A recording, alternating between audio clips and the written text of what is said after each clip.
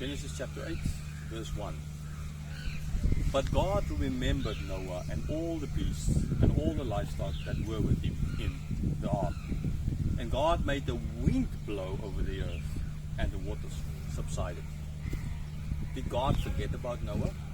God like up there, okay, I'll destroy everything, and then,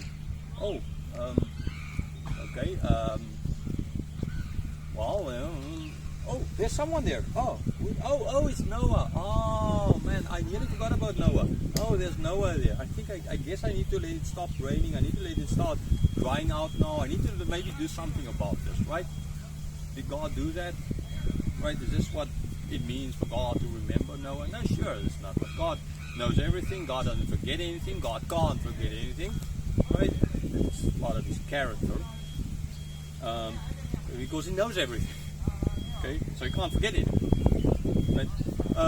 So this is, just imagine Noah sitting there in the ark, his family, all the animals around him. After a while, you can't see out. You don't know what's going on outside. At least he could have heard that the rain kind of stopped, but what now? This is new for him. He was never in a situation, nobody was ever in a situation like that. So what now? Okay, so he easily, with all of it happening, could have felt as if God forgot about him. Like we feel when bad things happen to us, right? God, where's God? God forgot about us, forgotten about us, kind of idea. The same thing happened here, and so more big language. In other words, how we experience it. Okay? We experience as if God forgot about us. So therefore we are saying as if God, and now God forgot, now God remembers us. Now, so in other words, God did not. God's not like that. God does not forget. Okay? It's how he would have felt, and therefore it's written from his point of view. Okay, so now the next step is God make the wind blow.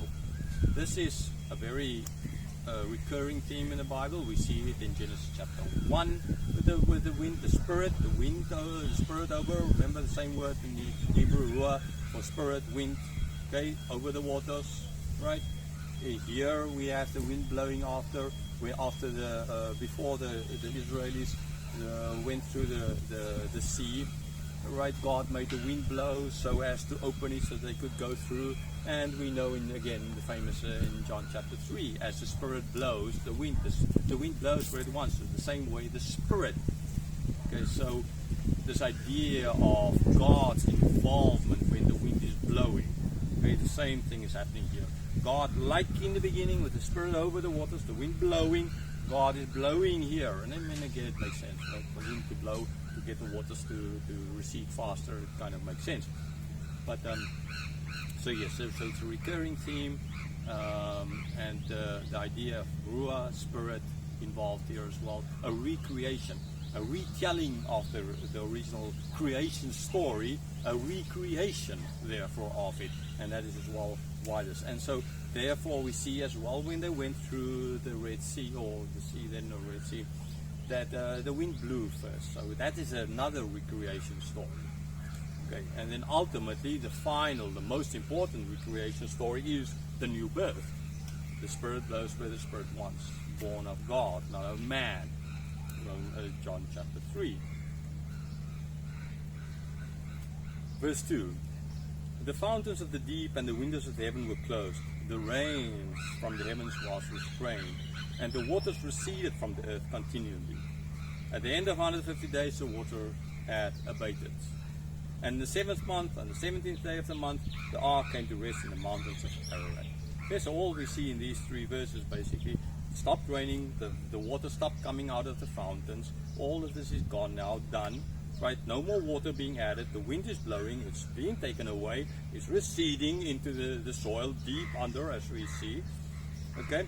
And for 150 days this went on. Okay, so then in the 7th month, now the ark came to rest. The question is, did it come to rest on top of the top of the mountain? Now in the Hebrew, some will say it's seemingly, they use a word that means to the side of the mountain. Okay, so there could have been already a part of the mountain, and they were to the side just of the mountain, where they then ultimately ended up being stranded, well, or not shipwrecked. Okay, shipwrecked because it would be different. There's no water around them, right? Being deposited on as the waters receded. So now they are at rest. But that does not now immediately can go out because there's still water. Okay, and they go out and then still surrounded by water. They will drown and all the good work will be undone. Verse 5. And the waters continued to abate until the 10th month. In the 10th month, on the first day of the month, the tops of the mountains were seen.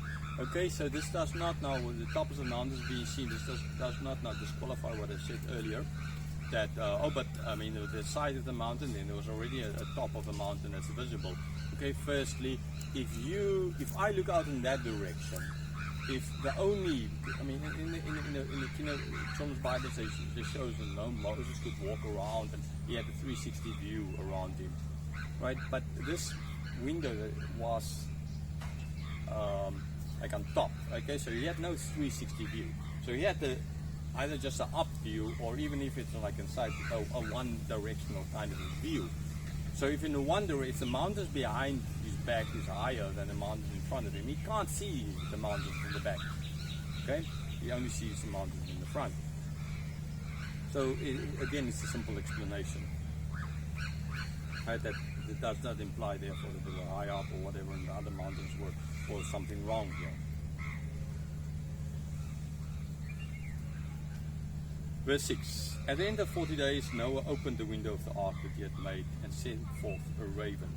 It went to and fro until the waters were dried up from the earth. Okay, so the first one to be sent out is an unclean bird. Okay, a raven is an unclean bird. It's sent out, it does not find any place to. So it goes back and forth looking for a place to say, but there's no place. There's no place for the raven.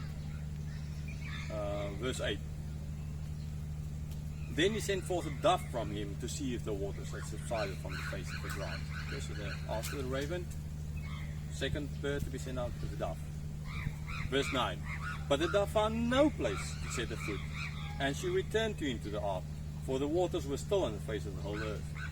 So he put out his hand and took her and brought her into the ark with him. Okay, so the dove goes out, no place, right? No trees yet, nowhere where the dove can rest, so the dove comes back. Okay, and he put out his hand, the dove came, said, take it back into the ark. Verse 10. He waited another 7 days, and again he sent forth the dove out of the ark. So, 7 more days, every time 7 days, okay, send out the dove again. Verse 11. And the dove came back to him in the evening, and behold, in her mouth was a freshly plucked olive leaf. So Noah knew that the waters had subsided from the earth. Well, in other words, to get the olive leaf, yeah, sure, from the tree. So in other words, that tree needs to be not in the water anymore, kind of, okay. And the dove brought that leaf back, so Noah then now knew. At least this is going in the right direction. There's not more water falling. Everything starts to, they are resting. They are not out yet, but the waters are receding, and hopefully soon they will be able to go out. He had to wait, understandably, for God and God's timing. Verse 12. Then he waited another 7 days and sent forth the dove, and she did not return to him anymore. Okay, doves don't always come back. Right? So 7 days more, send out dove. Right? Third time. So raven once, dove 3 times, not coming back. What does that mean? No need to go back anymore. Verse 13. In the 600th year and first year, in the first month, the first day of the month, the waters were dried from off the earth. And Noah removed the covering of the ark, and looked, and behold, the face of the ground was dry. Okay, so now Noah removes. We don't know exactly how this covering was and what he removed here in this case. What he removed something here that now that he can see. Now we can see, okay, there is, the ground is dry. The bird didn't come back. It's safe to look out now. It's safe to open up. It's not going to come back, right? It's all good. So a year later, after the flood, now the ground is dry. Everything, the earth is recreated. It's like a baby now. It's clean, sinless. Well, it's not fully sinless because sin is with the people on the ark itself, as we're going to see. Verse 14. in the second month, on the 27th day of the month, the earth had dried up. Okay, so yeah, I think after a lot of rain, the water's going to recede, but it's still a mess. You still can't really walk on it. It's just you'll just sink in basically to go out. Okay, so you need time for that soil to kind of dry out. Okay, and this is now what happened in this verse, and this happened as well. 27th day. Okay, so it is a month and 27 days after the previous, because in 2000 in verse 13 it was the first month, first day of the month, and this is now the second month, 27th day.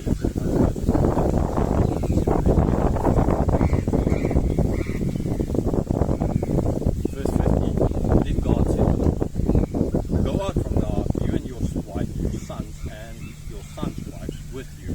Verse 17, bring out with you every living thing that is with you of all flesh, birds and animals, and every creeping thing that creeps on the earth, but they that swarm on the earth, and be fruitful and multiply on the earth. Okay, so here, see, Noah's not going out yet. Why? Because God hasn't told him to go out yet. So God knows everything. Noah trusts God. He does exactly what God tells him. Even though he saw that the earth is dry, he didn't go out. He waited for God. God now tells him to go out, but God closed the door behind him. Now God tells him to go out, and now he goes out with his whole family and all the animals, as we see in verse 17. The other thing that's added in verse 17 is the fact that, again, they need to be fruitful. Well, I mean, it kind of makes sense, because now there's nothing in the earth, so they need to restart. But that was as well the original, like in the original creation story, where God told, right, they're supposed to be fruitful and multiply and cover the earth. Here God reiterates that, because again it's a recreation story. It points back to that, and it points forward too. Okay, and ultimately will point forward to when Jesus says, go into the whole world and make disciples of all nations. Okay, cover the earth with my children. Right, make disciples. Hopefully what we can achieve through these videos.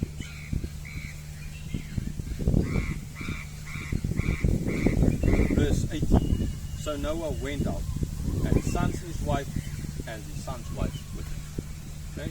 We see again, God told, Noah did. Exactly like God said, he did. Verse 19. Every beast, every creeping thing, and every bird, everything that moves on the earth, went out by families. Okay, so by two. Now they're not two anymore, right? It doesn't imply that they've got little lion cubs there on whatever, but now this is what they're going to be. They are now going to be families, right? Male, female, they have offspring, forming families. Families is very important to God. Families is originally created by God. God created families. We already spoke about that as well. Okay, God didn't create an individualistic society. God didn't create individual. Yes, sure, we are individuals, but it is family, like we see here. That's as well a very important thing. So remember, church is very important. Being with other brothers and sisters in Christ, meeting regularly with other family members, Christians, is of the utmost. You are not a family on your own. One person does not make a family.